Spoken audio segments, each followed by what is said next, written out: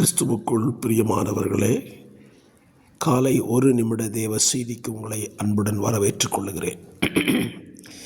சங்கீதம் 17:8 இப்படி சொல்லுகிறது, கண்மணியைப் போல என்னை காத்தருளும்.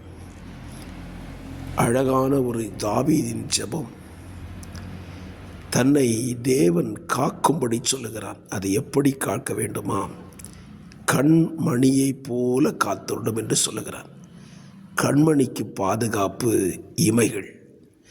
இந்த கண்மணிக்கு ஏதாவது ஒரு பிரச்சனை வருகின்றால் உடனே இமைகள் மூடிக்கொள்ளும் அந்த கண்மணியை. அதே போலதான் உங்களுக்கு ஏதாவது ஒரு பிரச்சனை வரும் பொழுது உங்களை மூடி பாதுகாக்கிற ஒரு கர்த்தர் இருக்கிறார். ஆகவே அவரையே நீங்கள் நம்பி இருங்க. உங்களை அவர் காத்து கொள்ளுவார்.